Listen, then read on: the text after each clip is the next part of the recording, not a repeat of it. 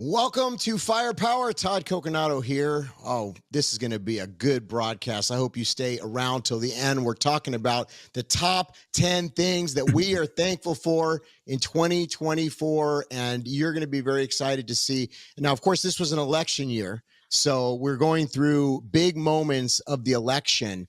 But honestly, as we were preparing for the show, even looking at what God did in this last year and season, is truly miraculous and unbelievable. And so we need to sometimes get some encouragement. There's a lot of bad things that we could be focused on right now, but God has moved in a way that in this last year, it is absolutely miraculous. We've talked a little bit about it in the last couple of shows, but I'm going to bring in my friend Mario Murillo. And Mario, 10 major things that you and I came together and we picked these out. And I think the audience is really going to appreciate this. What say you?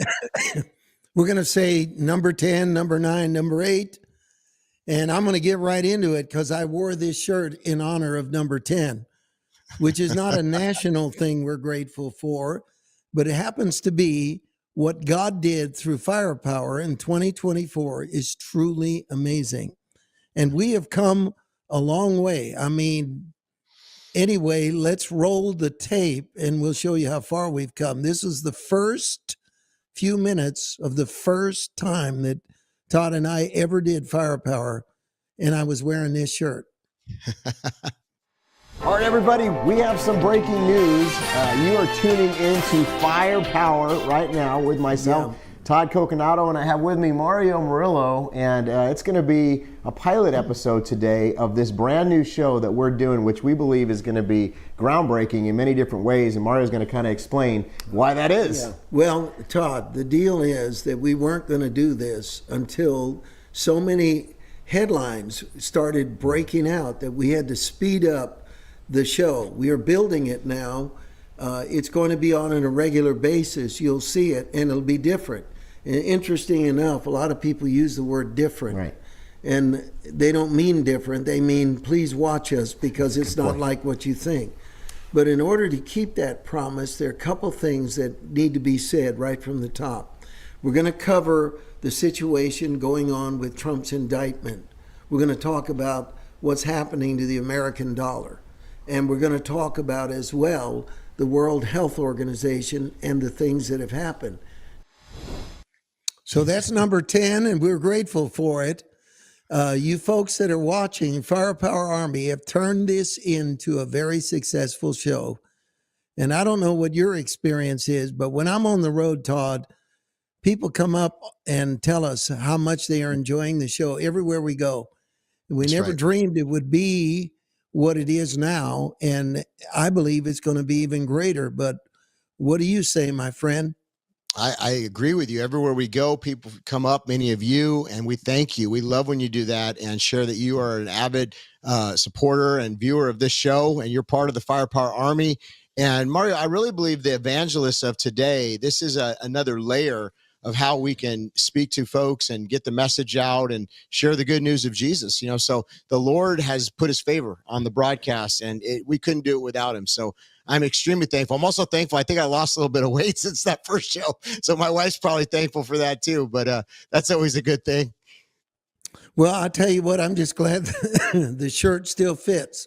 And so that will be the one out of the 10 that we'll say the least about, and we're grateful to you for it. But to show you what number 9 is, we're going to roll the tape right now. This is number 9.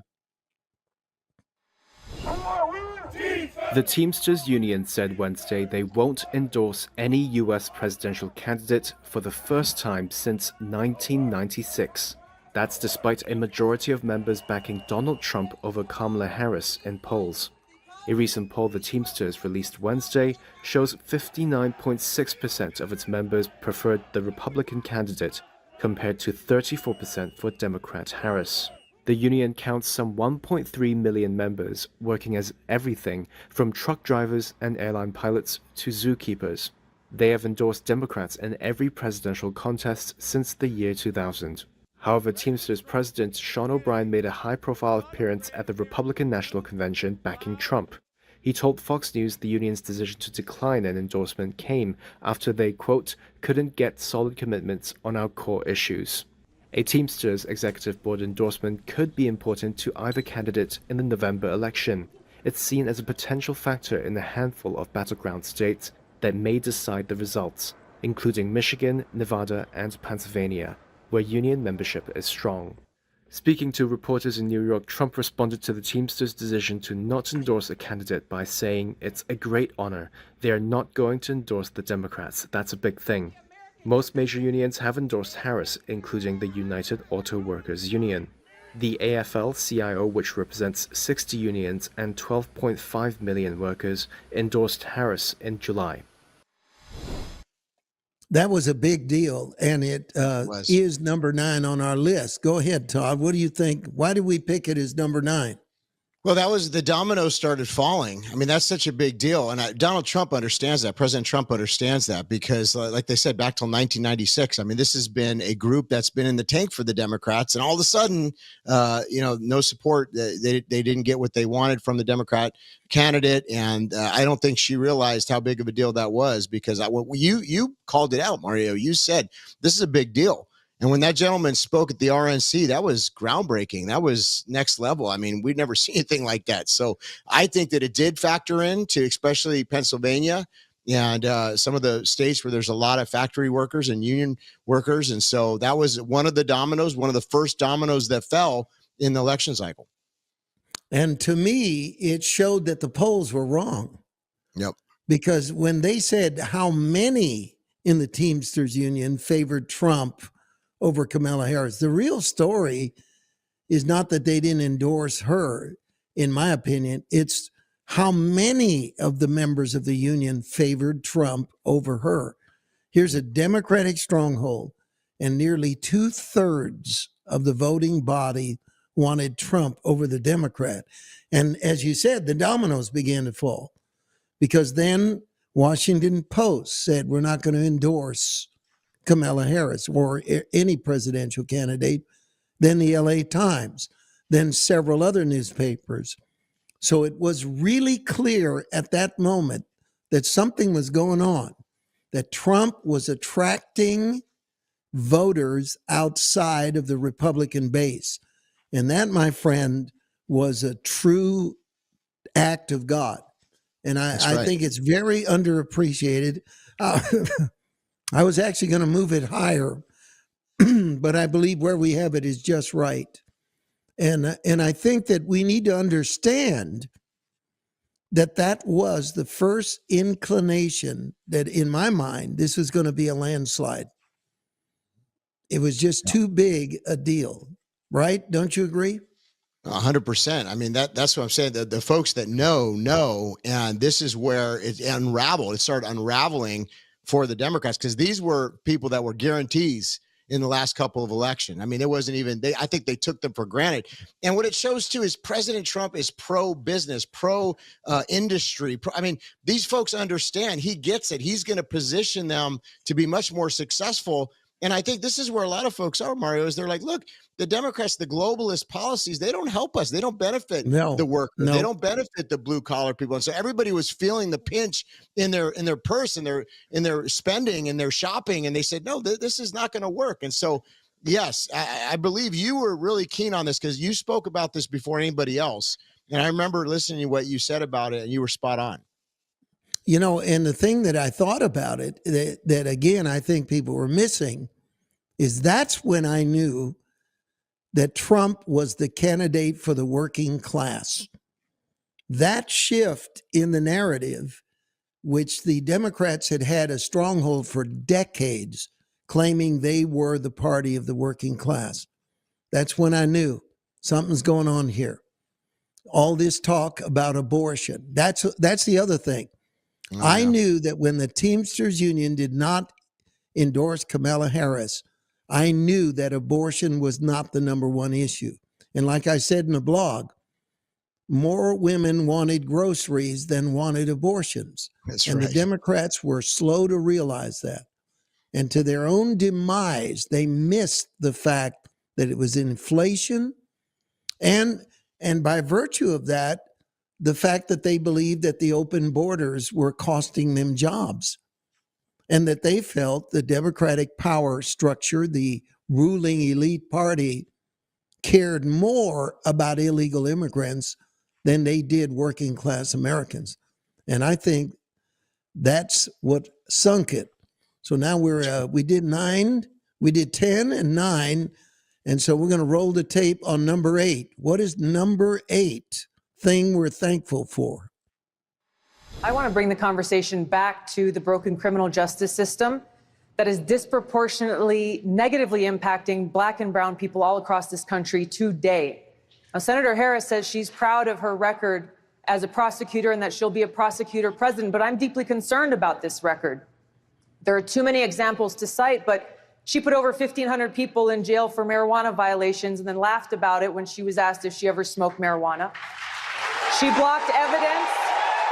She blocked evidence that would have freed an innocent man from death row until the courts forced her to do so. She kept people in prison beyond their sentences to use them as cheap labor for the state of California. And she fought to keep cash bail system in place that impacts poor people in the worst kind of way.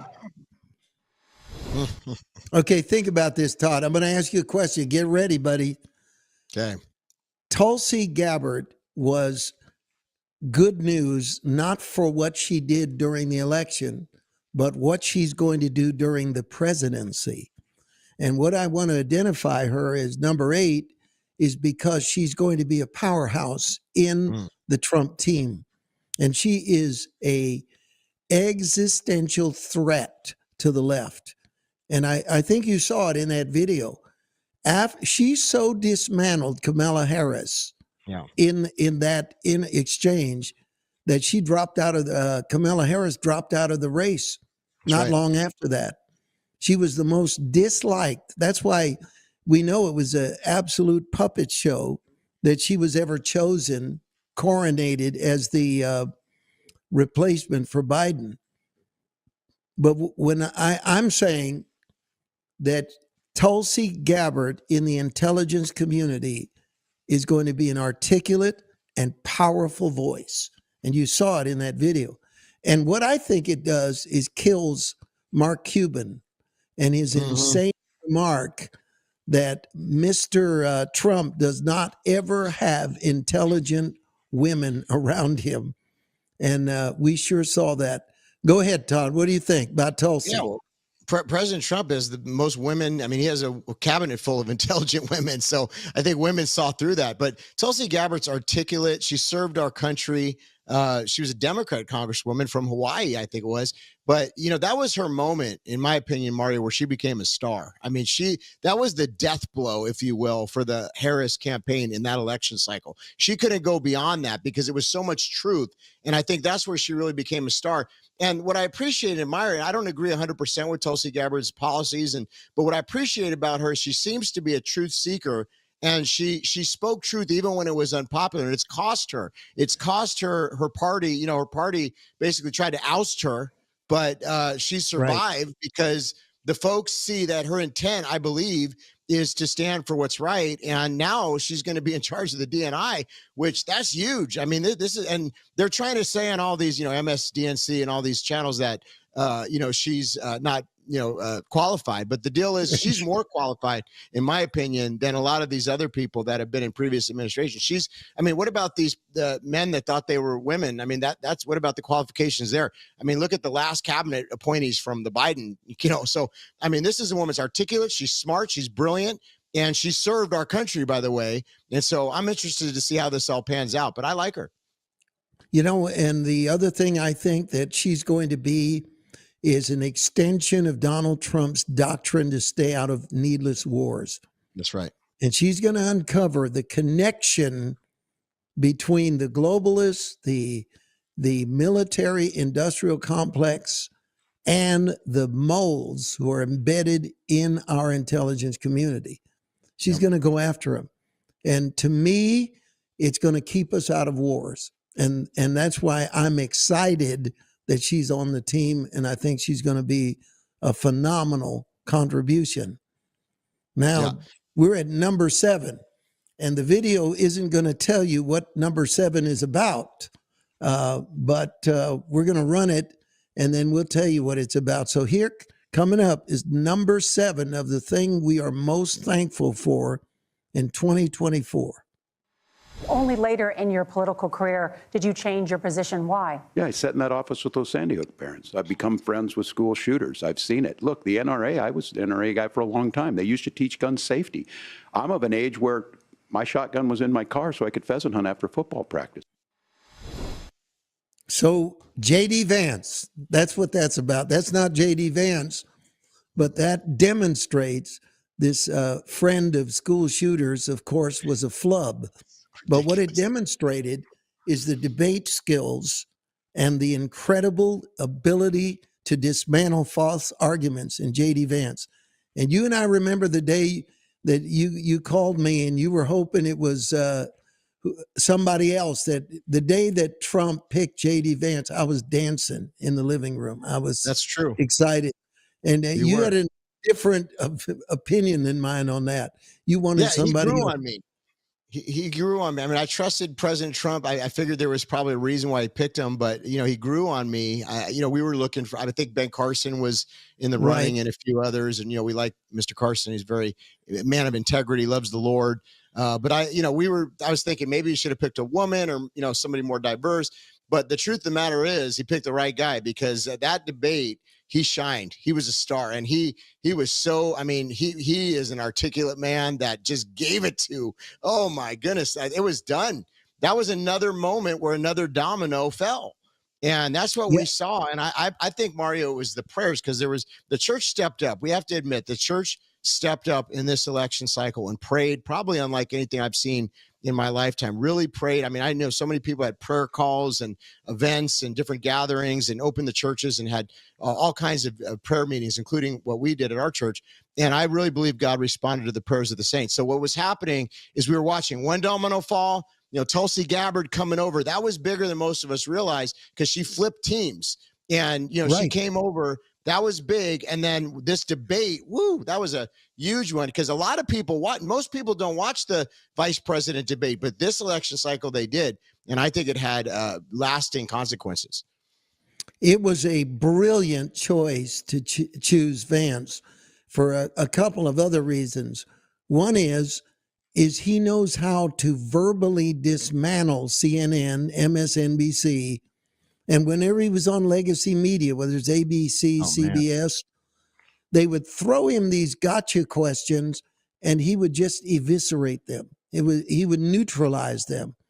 And it was interesting how he would turn the tables when he was being interviewed and look at the interviewer and say, you know what you're doing right now? You know why people don't trust you and you don't have the audience you once had, et cetera? He was like a more polite version of Trump, but just as devastating in his debate skills. That's number one. Number two is, and this is big, folks, he's presidential. Yes. You know what I mean, Todd? Yes. He's presidential. That's right. When you say he's like a Trump, he's saying the content of what he's saying is very similar, same message, but he's got that, orator, politician type, where Trump's not a politician. He's just a New Yorker, but he's amazing. We love him. But, his speaking skills probably aren't what people are used to from a candidate, but he's got that. J.D. Vance has that. So he's still packing the same truth, but he's doing it in a real articulate way. Yeah. We can't have Trump for more than 4 years. And J.D. Vance already looks like he is the presupposed nominee for president in 2028 in the Republican Party. Right. The man is going to sit there and get groomed by the best that ever was, Donald Trump. Think about that. Yeah. This guy loves God. This guy is pro-Christian. He's articulate, and we're going to hear from him. The potential exists for 12 years of an era in American politics of conservatism and prosperity, energy independence, and border security. That's an incredible thought, isn't it? Think about it, because don't you see him as basically the front runner for the next presidential election? Absolutely. I mean, as long as he, stays loyal and plays his cards right, which I think he will. I think President Trump is, like you said, is a great mentor, and that America first, what needs to be done. I don't think people are going to tolerate rhinos anymore. I think that rhinos are going to be, they're going to be, they're going to get rid of them. I mean, all these PACs, and there's a lot of power behind this movement, and they're not going to tolerate these rhinos. And so they're all kind of put on notice right now. I think even with the Gates nomination, even though that didn't end up going through, what it did was it shows President Trump what senators and what congressmen are going to be loyal. And I think that it exposed some folks. So maybe Trump used that for that. I don't know. But, there was an expose even in that appointment, because there were folks that were coming out and trying to undermine President Trump, and now he knows who those people are. So it's just interesting. I think that era of the Romneys and those types of people, they're not going to be tolerated by the American people anymore. So people are looking for, like, hey, what are you going to do? Are you going to actually do what you said you're going to do? Are you going to fight for the American people? And that's what President Trump has done. And he's a populist candidate. Even though he's on the Republican ticket, he's really more of a populist. He's a man of the people. And that's why so many people showed up that didn't even normally vote to vote for President Trump. Yep. I truly believe that what we're watching is a miracle in the fact of, again, that J.D. Vance will be able to be prepared for the presidency by Donald J. Trump. And this is going to be Trump's Republican Party for a long, long time. There's no doubt in my mind. And the other thing that I love that is gone now is the Obama legacy. It's been wiped out. See, it's been wiped out. And this guarantees it that I'm not going to say anything disparaging about Mike Pence, okay? I'm not going to. But I am going to tell you that there is an energy level in J.D. Vance as a vice president that there wasn't with Mike Pence. So the tendency for a vice president to be more of a figurehead and kind of cut ribbons at mall openings, whatever, that's not going to be the case with J.D. Vance. He's going to be involved in policy. He's going to be involved in leadership. And I don't like the term attack dog, but I do believe that J.D. Vance is going to be one other voice that's going to continue to be a nightmare to the legacy media in being able to destroy false arguments. He's gifted, and I'm very grateful that that we got him. And it is evident to me that he's going to be very powerful. You have any closing remarks about JD? Well, he's fast on his feet, and that's important, and he comes back with just amazing comebacks. So, yeah, I think you're absolutely right. And you know what I love about him? He's got President Trump's back, and that's so important. And so, he needs somebody like that, President Trump. He's been fighting this battle a lot of times by himself. And so I'm really thankful that he's got a running mate that is going to have his back. Yeah, I just feel it feels clean. There's integrity in there. And I feel like we're in for a great time. Now, at number 6 in our countdown, are we really already at number 6 here? I'm glad, because some of these are going to take more comments than the ones we've done before.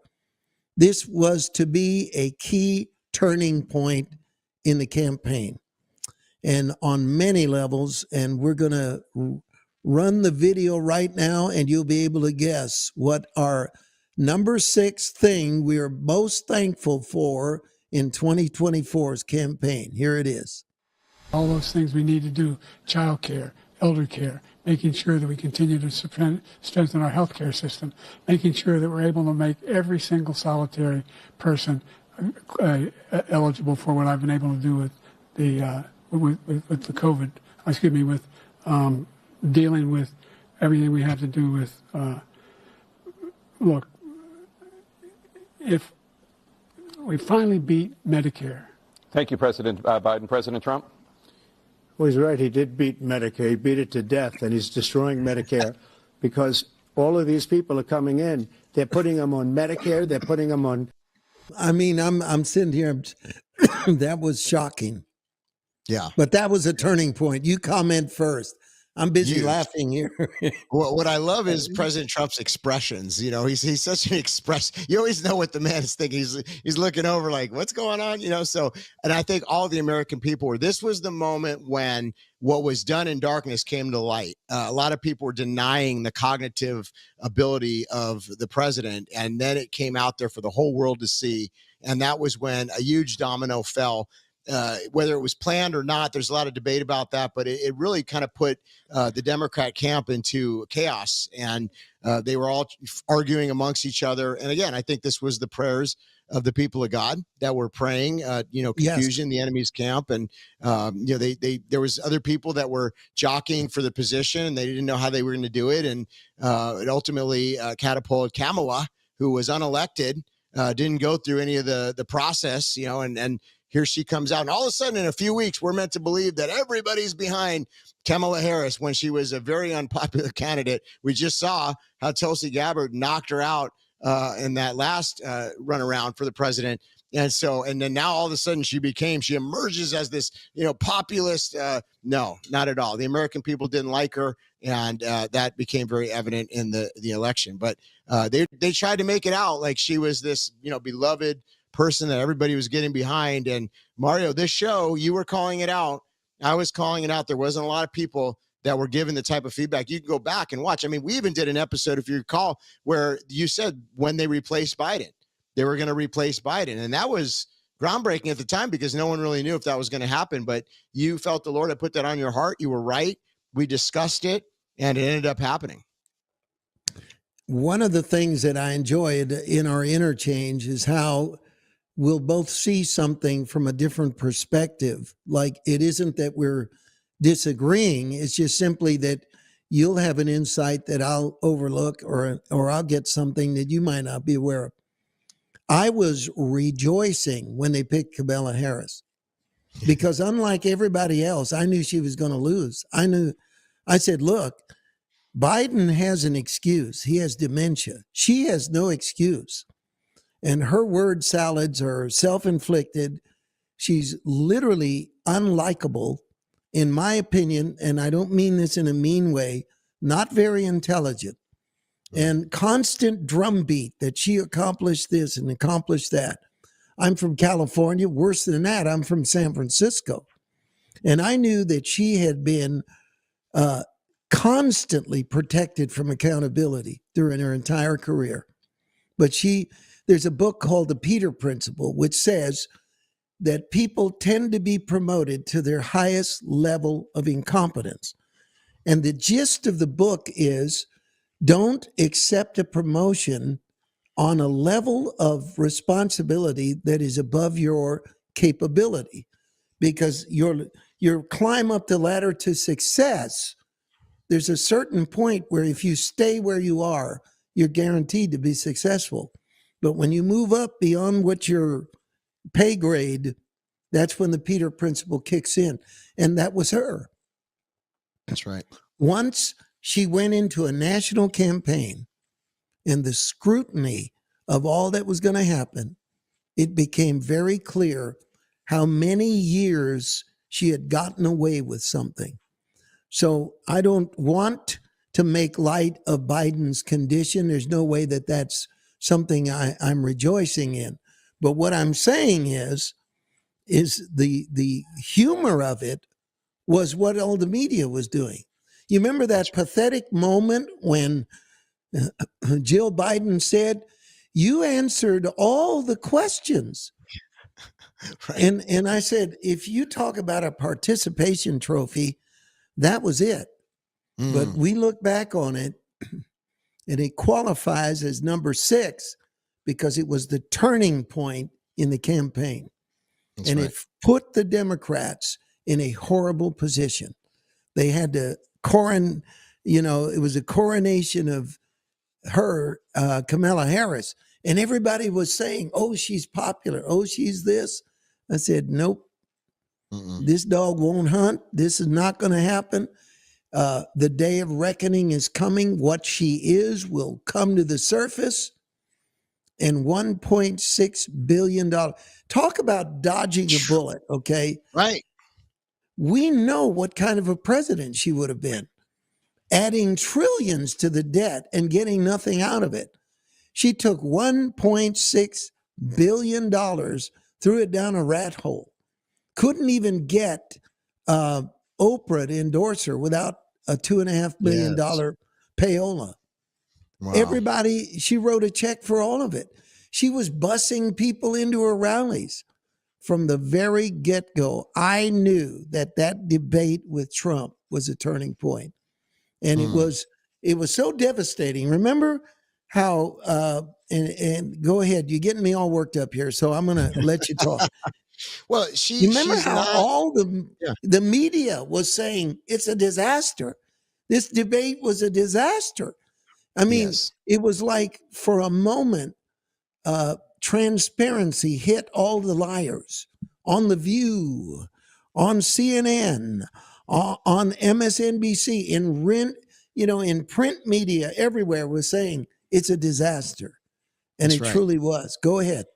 It was. I mean, even right now, a lot of these legacy media is both the networks, the locals, all of them are having financial problems because no one's watching them. And the reason why no one's watching them is because their credibility is in the tank. You know, you have Kamala Harris. She's awkward. She would do that weird laugh and she couldn't answer anything. Yeah, the cackle. She couldn't answer anything without a teleprompter. So she did not make the connection with the folks because she wasn't answering any questions. She didn't do any press conferences. I mean, here was Donald Trump. He was out there in all these podcasts and all, answering every single question that came in and engaging the folks and being warm and shaking hands. She was like an elite, and people felt that about her, and they saw her, and she was prideful. And so I think people are done with that. I don't think that they want to have a person like that representing them. Yeah. Okay, we're now to number 5. And we're not going to tell you what it is. We want you to see the video and see if you can guess what our number 5 we're most grateful for and thankful to God of what happened in 2024's presidential campaign. Roll the tape.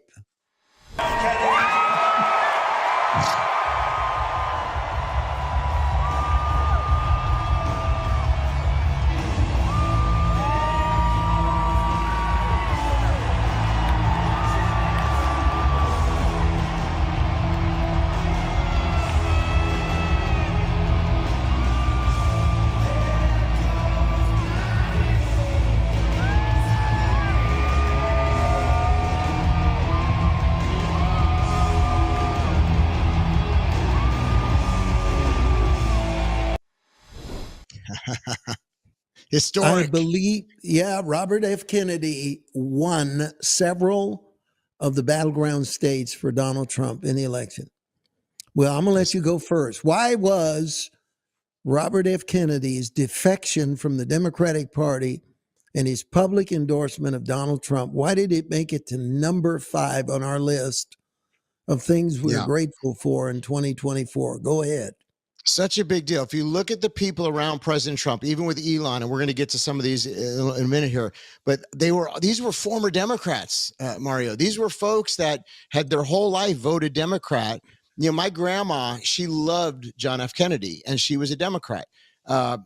Before she passed away, I think she started becoming more conservative. But remember, there was an era in the Democrat Party that it was Kennedy's party.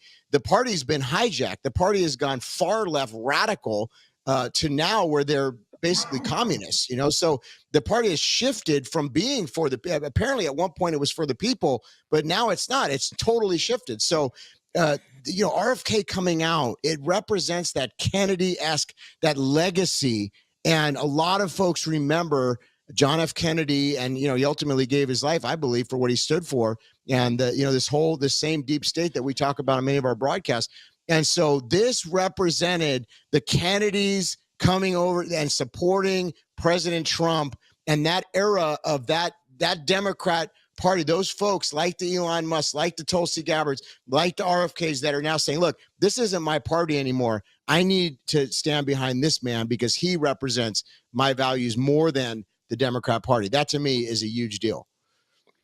Mothers care about what their children eat. And they agree with Robert Kennedy that the food industry is poisoning the kids. They agree.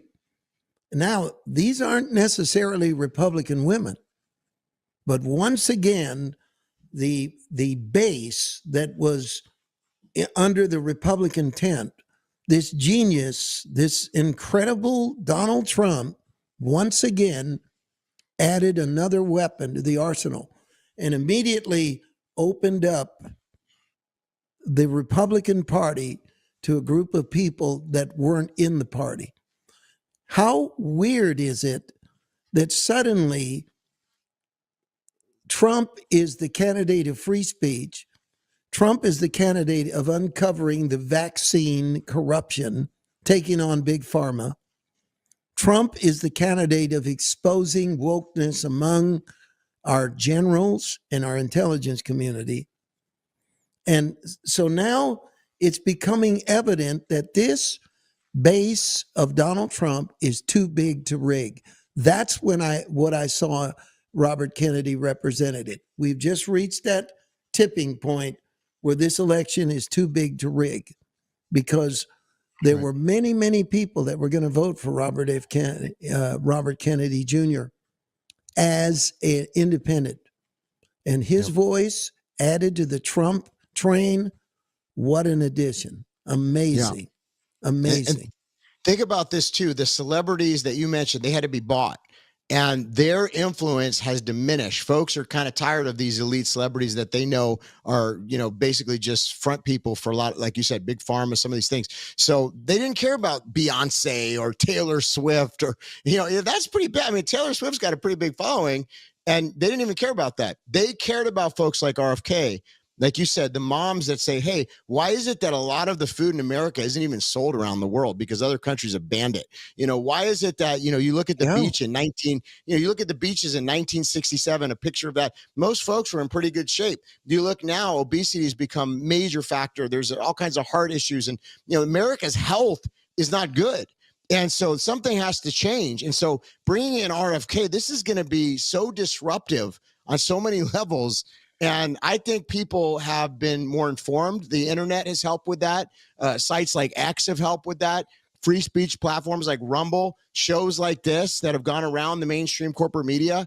And so now we have a more educated population, and people are like, you know what? We need change. We cannot continue going down this path. And that's what RFK.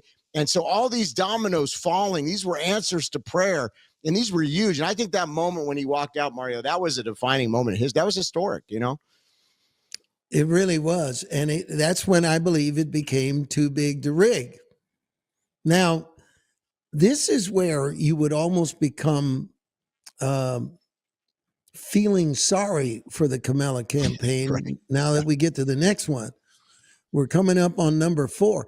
And it's almost, you're almost tempted to feel pity for her and what this meant. So we're going to look at it, and let's look at this video right now and see if you can guess what number 4 of what we're most thankful for in 2024 is. Let's look at it right now. The rocket company is the only reason we can now send America astronauts into space. Take over, Elijah.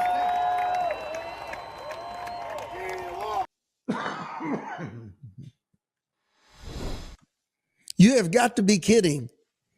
All the Democratic operatives are going, you have got to be kidding. Elon Musk is traveling with Trump and campaigning for him, the wealthiest man in the world. Come on. I'm lobbing you a softball pitch over the plate at 50 miles an hour. What did you think when Elon Musk appeared at that rally in Butler, Pennsylvania? What went through your mind? It's over. And remember, you and I, we covered, remember when they did that, it was like the X Spaces, and they did that interview. And that was a moment too. We didn't include in our top 10, but that was big. And they broke the internet with that interview. Remember that? I mean, it was like more people listened than ever before, millions and millions of people. That was when it's like, okay, they're putting these polls out, but all you got to do is look at the viewership of this interview. And there's millions of people. I mean, all over the world, but especially here in the United States that were listening. So him coming out is just so big, Mario, because, not only does he have the resources financially, and he did, by the way, undergird some very important things during the election cycle where he held different contests and things like that, and helped support President Trump.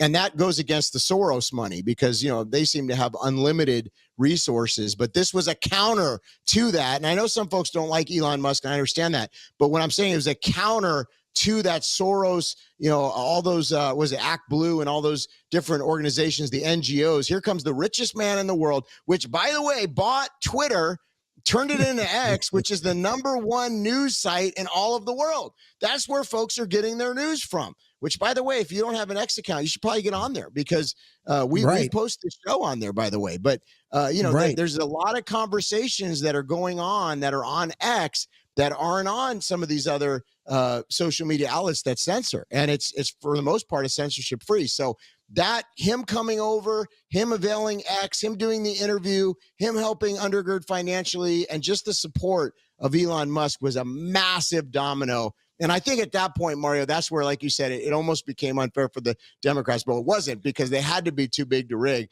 And we knew that there was all kinds of nefarious plans. So that countered that. Well, I have a couple more comments about it. Elon Musk, to me, this Thanksgiving is like that second helping of pumpkin pie with whipped cream on it and a fresh cup of coffee. I already had the one, already had the RFK slice of pie. But then came the Elon Musk, and I'm sitting there thinking, God in his holy heaven is having mercy on the United States by breaking the Billionaires Club, which was so leftist, so hateful toward the church.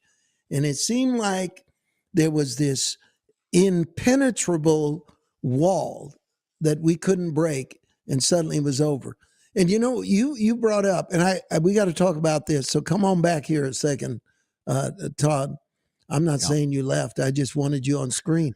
And we want to thank our producer, Matt, for putting up with us because Matt Fuller is just amazing the way he's been able to do all these videos. And sometimes we don't give him things until the last minute.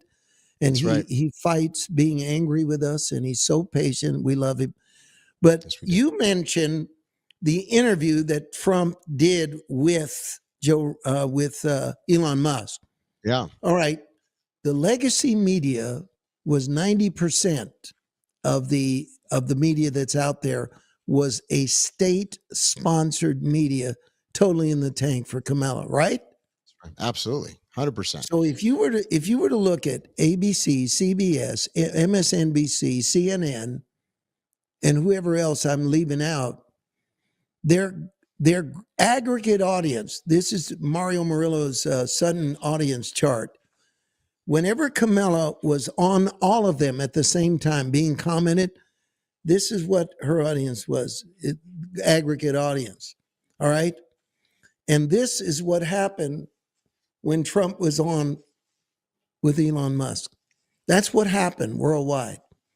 Yep. For free, Trump had 10 times the audience that Kamala ever had. And that is an amazing thing.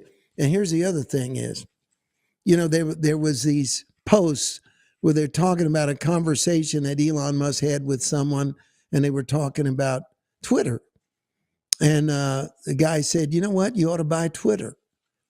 And Elon Musk said, how much does it cost? Well, that same guy just was on the internet with Elon Musk again. And he said, you ought to buy MSNBC. Oh boy. Okay, now we're backing up on a hit and run victim if he buys MSNBC. But in the same interchange, years apart, the guy asked Musk, well, you ought to buy MSNBC. And his response is, how much does it cost? Yep. So stay tuned. I would believe anything now. Well, absolutely. Any comment before we move on?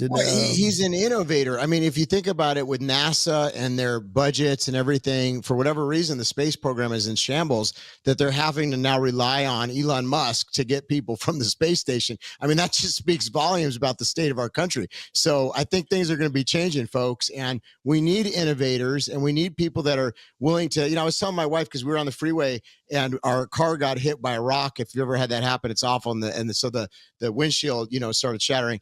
And I said, it's amazing. For years we've had glass windshields and we've had tires that are made of rubber that can burst. What if an innovator came in and had some different type of tire, different type of glass, or but the thing is we've been at the status quo for so long. And the legacy media is the status quo for so long. We need disruptors. We need reformers. And that's what President Trump is doing. He's putting together a cabinet of reformers. And by the way, that's what's happening in the church as we speak too, is that the Lord is raising up reformers for such a time as this. That's what's going on. That's what's happening. And so everything that we're discussing today, it actually has a spiritual significance. And just when you think it couldn't have gotten worse for Democrats, here is number 3 of what we're most thankful for in 2024. Let's roll it right now. It's a creepy, corrupt business, and the media, to a large extent, acts as a propaganda arm for the Democratic Party.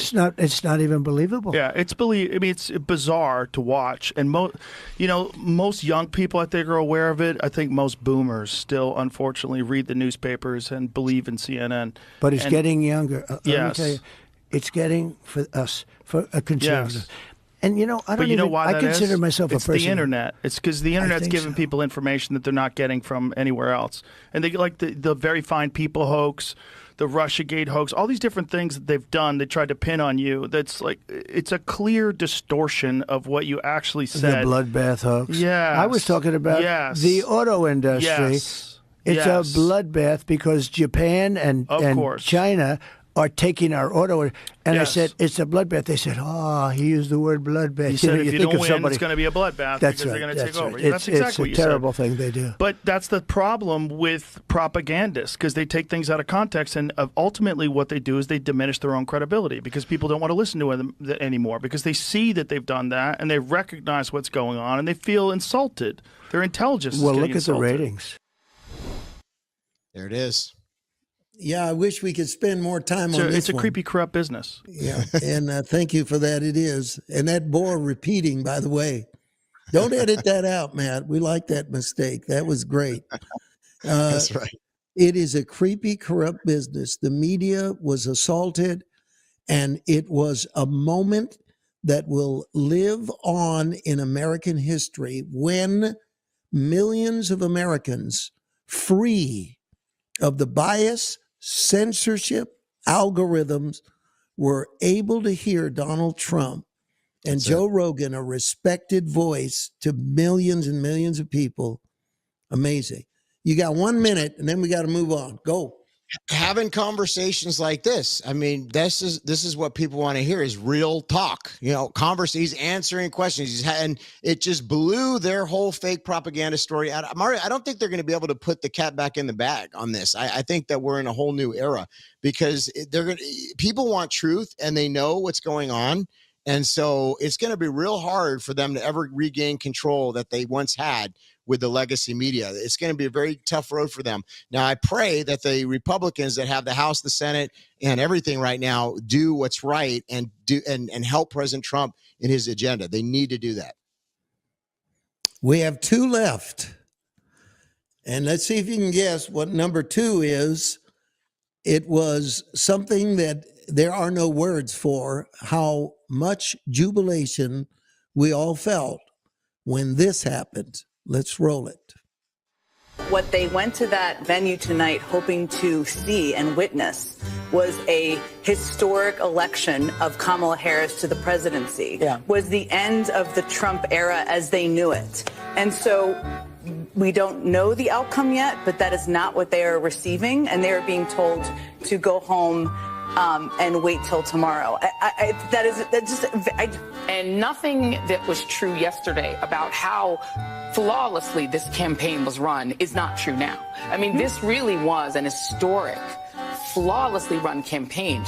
Queen Latifah never endorses anyone. She came out and endorsed. She had every prominent celebrity voice. She had the Swifties. She had the Beehive. Like, you could not have run a better campaign. In Western Europe and in the UK and in the Middle East, people are waking up to this. Oh, and they are. I've gotten people from Western Europe who are extraordinarily alarmed and terrified. May I reiterate, there are 2 of the 7 swing states that have been called by NBC News right now, which is Georgia and North Carolina. None of the other 5 states have been called at this point. You can see this is the battleground states, Pennsylvania, Michigan, and Wisconsin, the so-called blue wall. None of those states called by NBC News. In the swing state of Pennsylvania, NBC News now projects that presidential contest has been won by Donald Trump. It presents an insurmountable future here for Kamala Harris and for the Democratic ticket. Let's watch as Trump takes the stage in Palm Beach, Florida.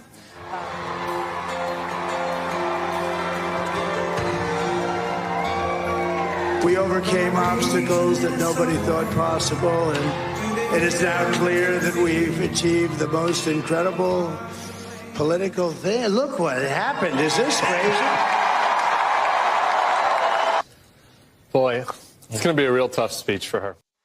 Wow. I mean, the election of Donald Trump was too big to rig, and it was just a total amazing, indescribable victory. I thought when he won against Hillary, it felt awesome. This was on this is another level altogether. What did you think that moment when you saw it hit 270?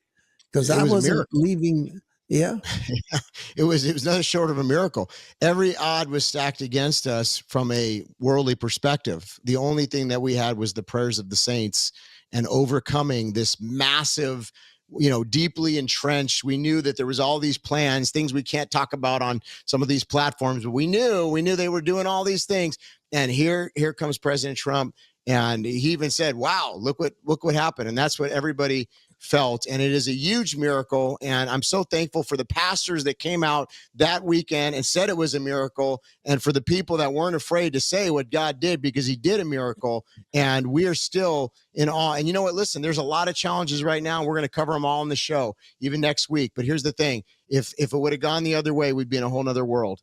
And everybody knows that. And so even though we have some really big challenges and we report on those things, the fact of the matter is what God did was a miracle. And we need to continue to give him thanks for what he did. We sure do. And wouldn't we love to talk more about the feeling we had when Donald Trump won? And we are now down to number one. Number one. What could possibly be something we are more grateful for than Donald Trump winning the presidency? Well, here it is right now. We'll roll it. Drum roll.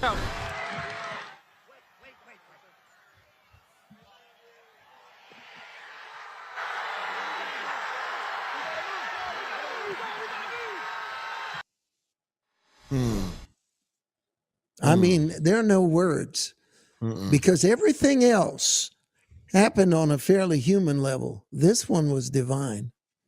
Yes. I mean, you and I know for him to move his head a quarter of an inch at the moment that bullet was fired, it's not possible.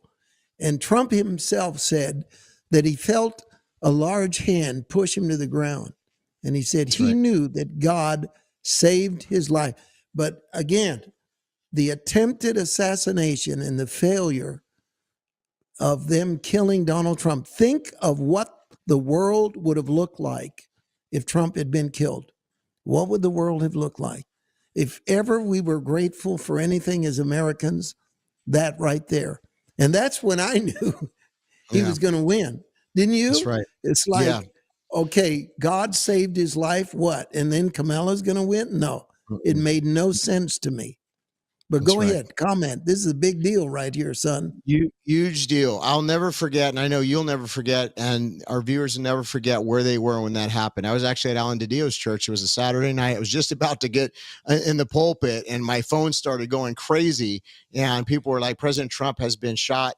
And we didn't know at that moment what was going to happen. But, I've talked to folks that were alive during the Kennedy assassination. It's like 9/11. You never forget. That's one of those moments. And what God did in sparing his life. And when the man gets up in that iconic photo where he's like, fight, fight, fight. Who does that? Who would be able in that moment? Most people would be thinking about, oh my gosh, am I going to die? I mean, thinking about themselves. He was thinking about, I mean, only Donald Trump, honestly, that I can think of would have the understanding to get up and to show the folks that he's okay and to put his fists in the air. And Mario, like you said, that was the moment we knew, why would God intervene in such a way only to allow him to lose? And so we all need to be thankful because, yeah, we'd be in a totally different America right now.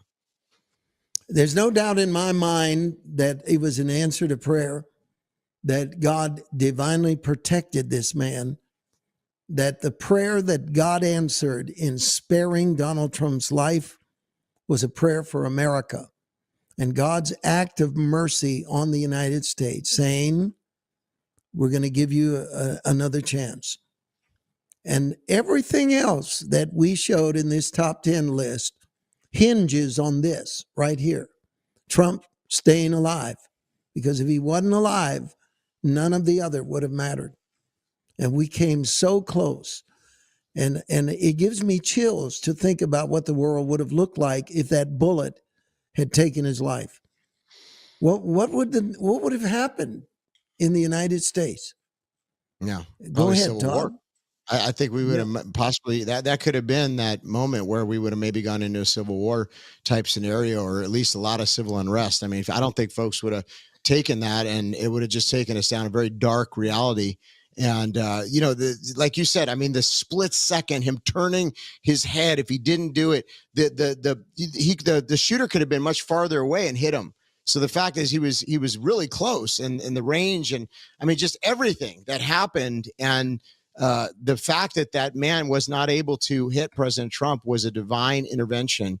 And I know that very well, Mario, because I had a divine intervention in my life when I got stabbed 9 times, So anybody that's had a near-death experience or understands that, you've been in a situation like that, you'll never forget it. And I believe that deeply impacted the president's life and heart. And I think that he's drawn closer to God as a result. And we're just continuing to pray that the Lord uses that for his glory, and what was meant for evil is turned around for good, Beloved, we have all been through a lot. I got 59 seconds to wrap this all up.